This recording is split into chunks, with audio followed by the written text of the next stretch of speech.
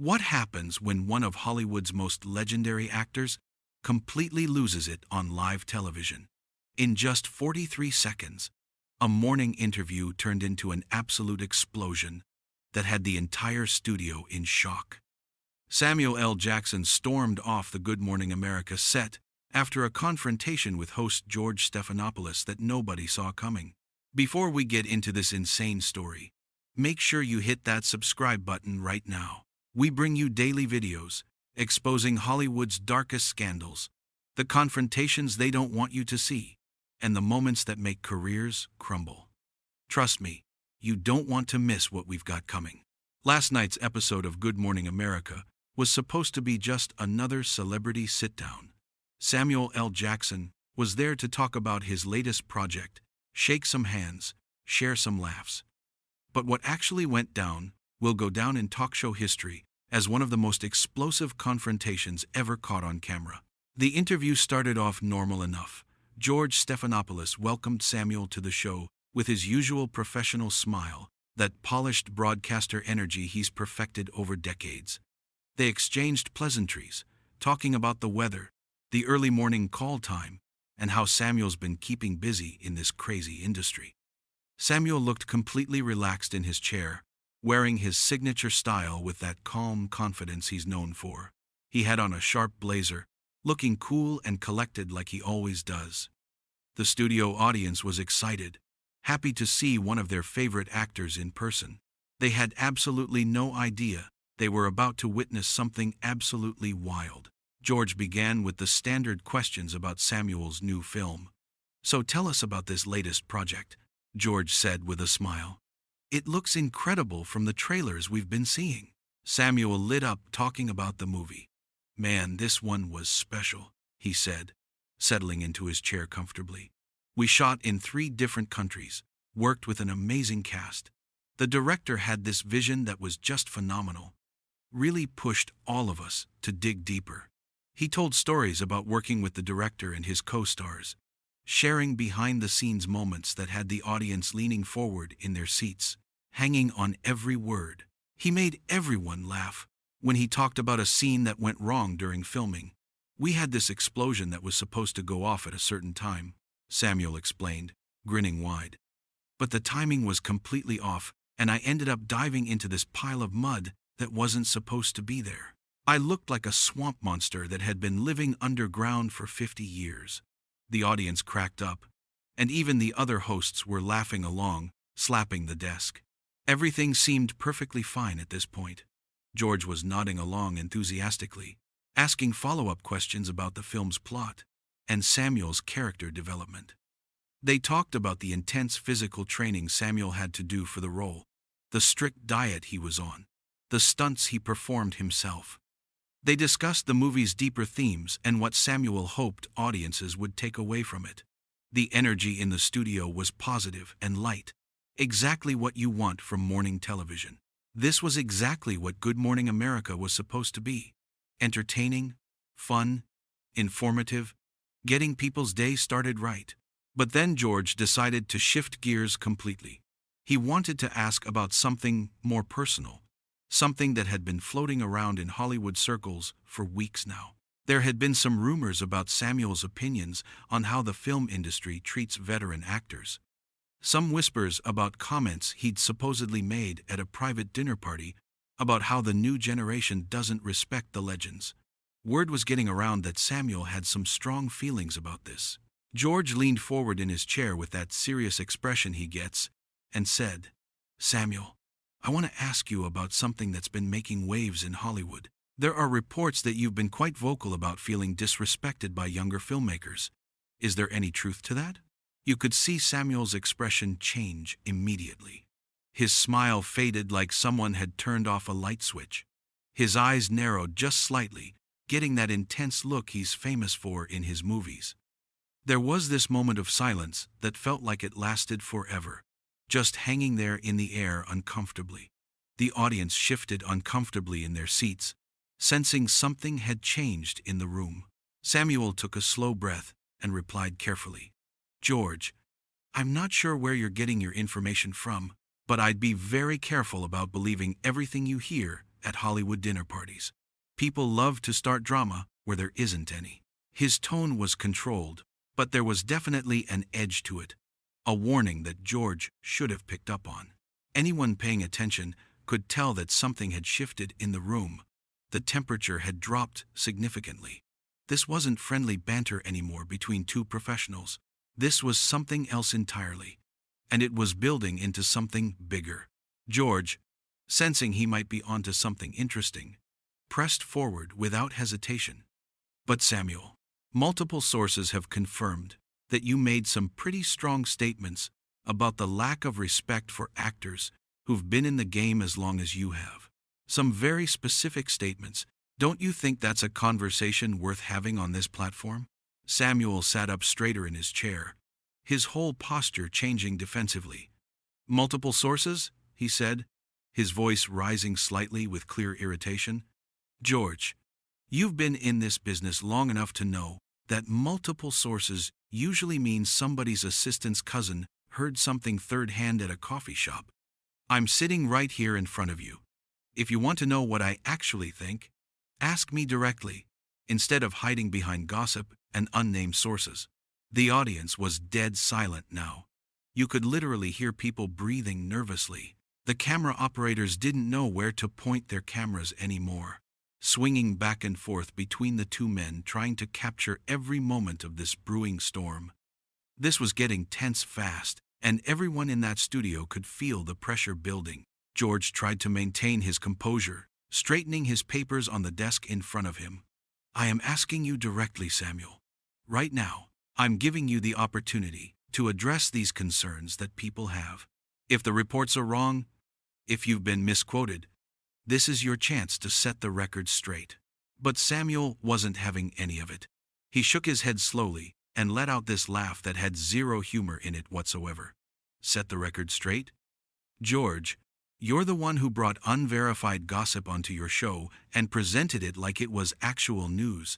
That's not journalism. That's TMZ nonsense. That's tabloid trash. And you know it. I honestly expected better from this show. From you. The words hit hard, and you could see the impact.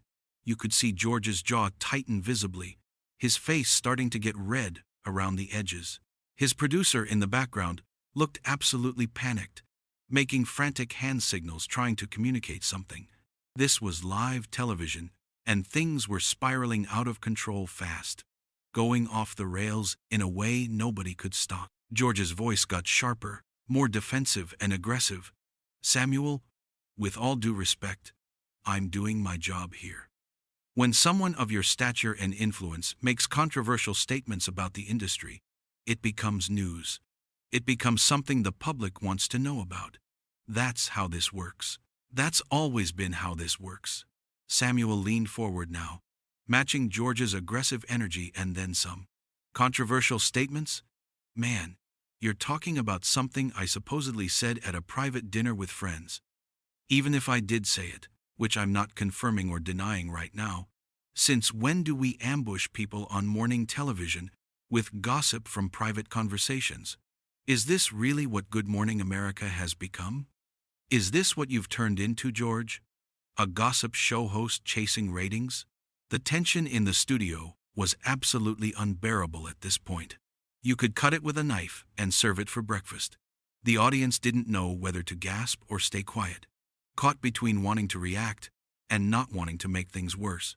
Some of them had their hands over their mouths in complete shock.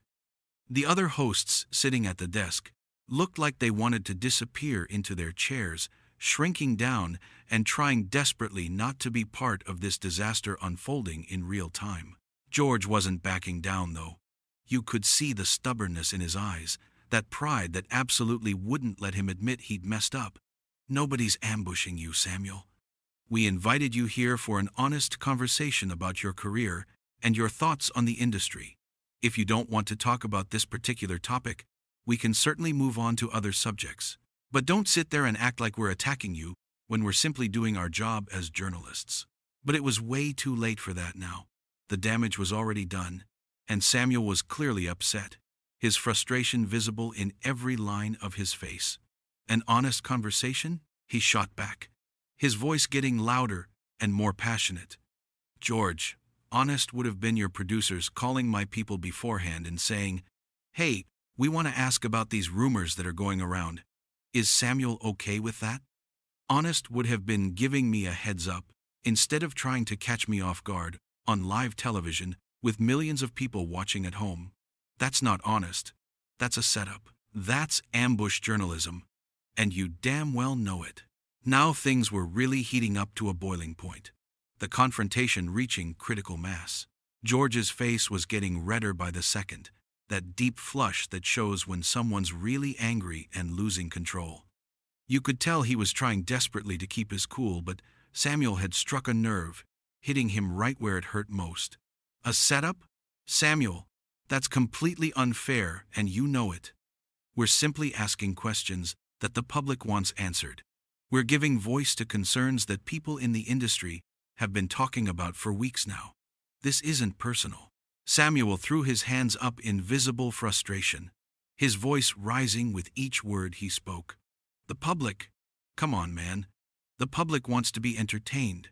They want drama and conflict and spectacle. And you're giving it to them by turning this interview into some kind of confrontation, some kind of circus. I came here in good faith to talk about my work, to discuss this film that I poured my heart and soul into, not to sit here and defend myself against whispers and rumors that you can't even verify with actual evidence. You haven't shown me one single shred of proof." George's voice got even louder, completely losing that professional tone he's built his entire career on. His face was flushed, and you could see a vein pulsing in his forehead. "And we were talking about your work just fine until you became defensive about a simple question, a straightforward question that any journalist worth their salt would ask. This is what we do here. We ask the hard questions that need to be asked." That was absolutely the wrong thing to say in this moment. Samuel's expression went from frustrated to genuinely angry, his eyes flashing with real fury. "Defensive?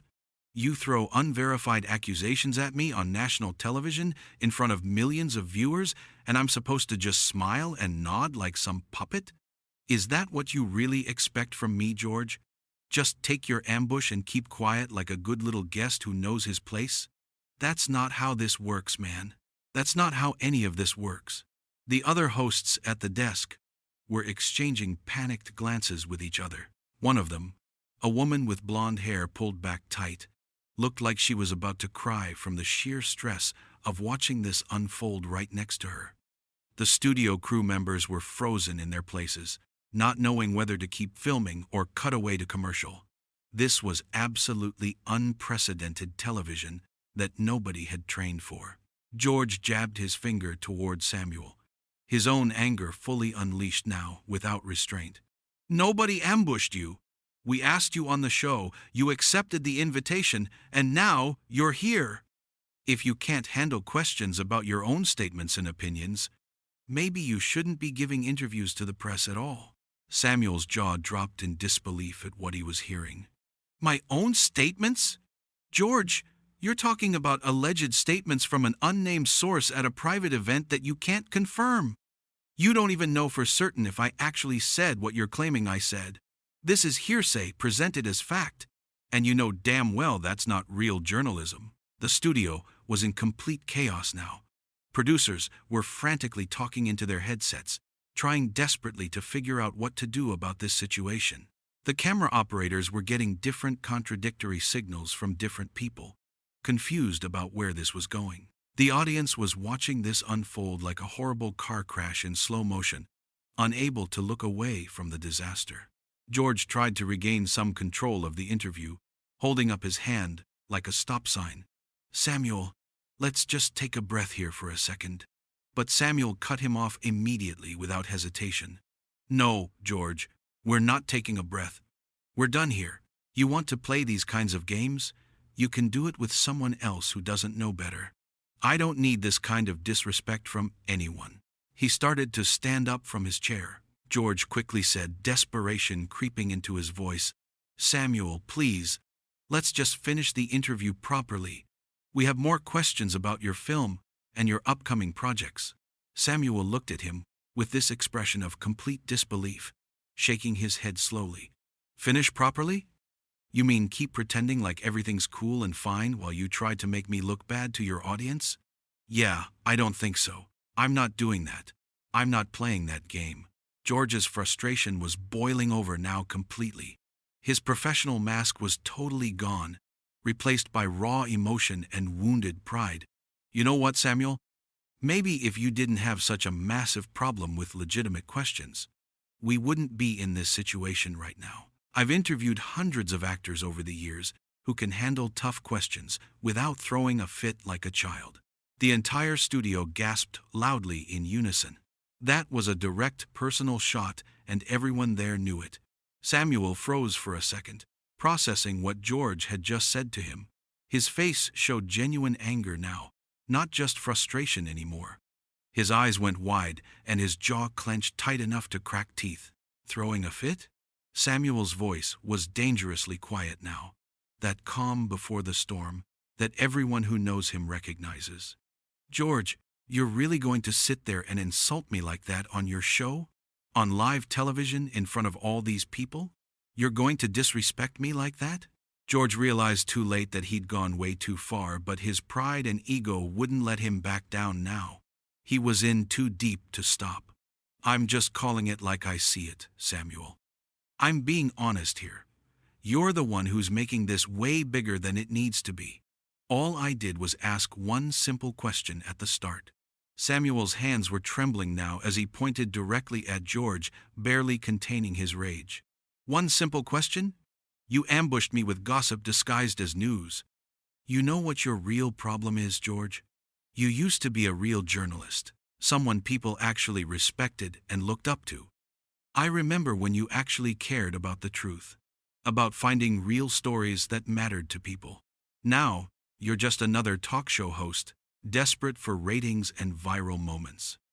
And you'll throw anyone under the bus to get them. Even people who came here and actually respected you and what this show used to stand for. That hit George harder than anything else that had been said.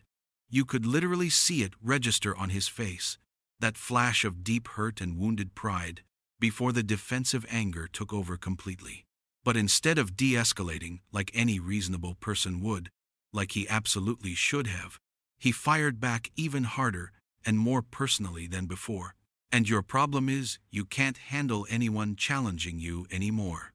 You're so used to everyone in Hollywood kissing your ass and telling you how great and amazing you are, that when someone finally asks you a real, substantive question, you completely lose it and can't deal with it like a professional adult. The audience let out shocked gasps and sounds, whispers spreading through the crowd like wildfire out of control.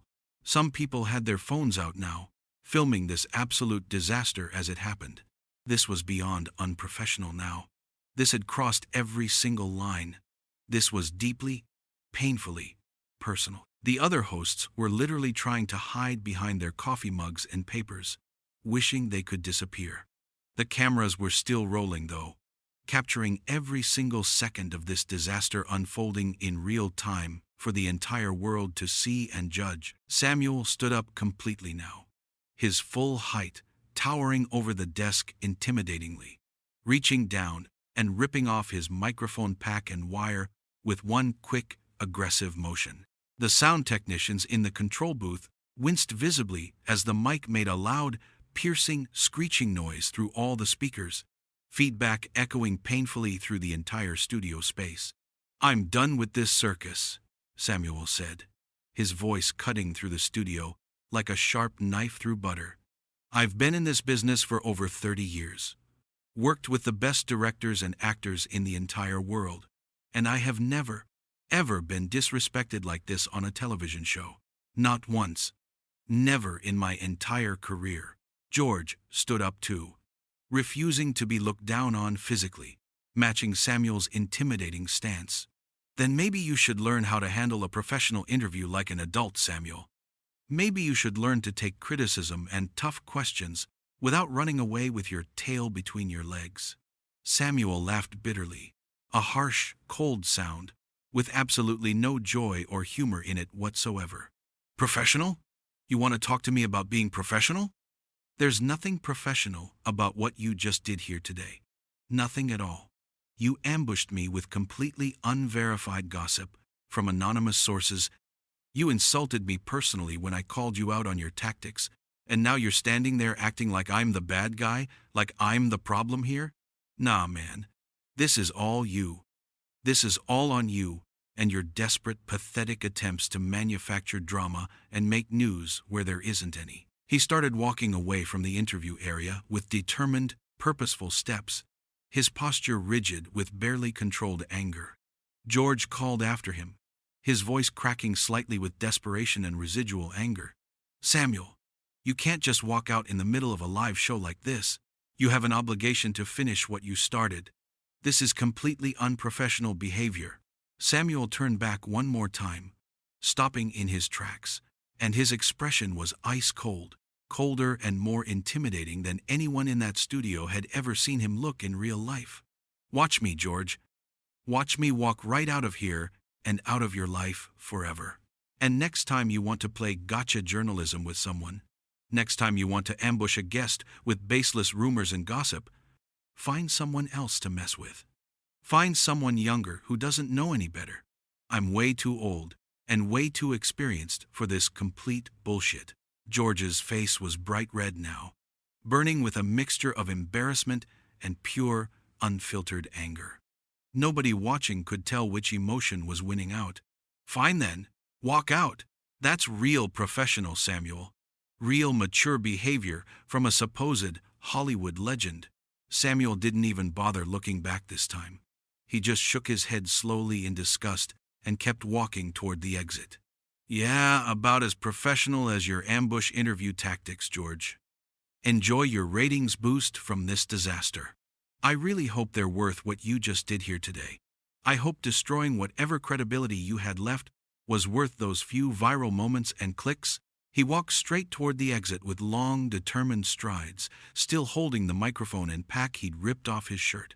A young production assistant, barely out of college from the looks of her scared face, tried nervously to step in front of him to get the expensive mic equipment back, her hands visibly shaking.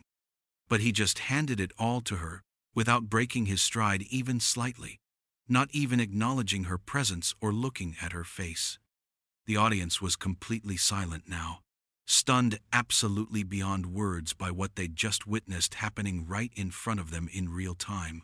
George stood there at the desk, breathing hard and fast, his chest rising and falling rapidly like he'd just run a marathon race. He was clearly trying desperately to process what had just happened, how a simple celebrity interview had gone so catastrophically wrong, so incredibly fast. His hands were shaking slightly at his sides. The other hosts didn't know what to do with themselves at all, frozen in place like statues.